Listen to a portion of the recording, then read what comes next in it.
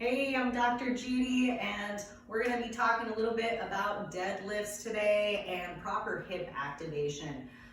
So a really common thing as people age or have gotten away from exercise and then coming back to it, sometimes, or have a sitting job, oh my goodness.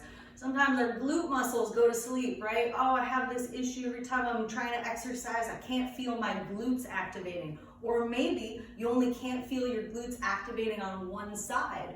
Is there an inhibition in your hip mobility that's causing an activation pattern to not be able to access those glutes?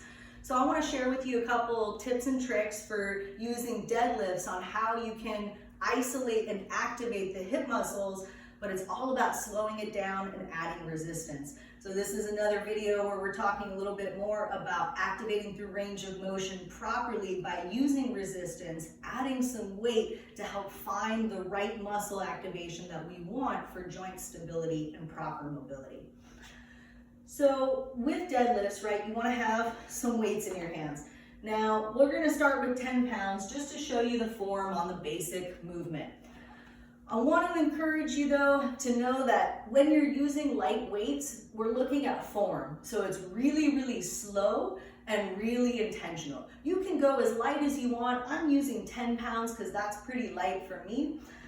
So you're going to start with your feet about hips distance apart. Hips distance is from your frontal hip bones to the middle toe, set between the second and third toe.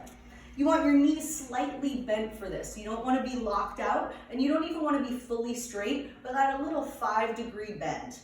As I'm doing this, I'm already starting to hinge at my hips, and I want to think of the bottom crease of the buttocks, between the thighs and the buttocks, lifting up towards the sky. Now notice this is already starting to put me into the position, right? A slightly arched back, hips lifted, slightly bent knees. You want to let the arms hang at neutral. So what my shoulders are doing here is ergonomic neutral. My thumbs are slightly forward. My pinkies are slightly pointing back towards 45 degrees wide behind me, right? So as you come into the deadlift, slightly bent knees, keep the hips lifted, keep the back long and slightly arched with the chest wide and the shoulders pinched at ergonomic neutral.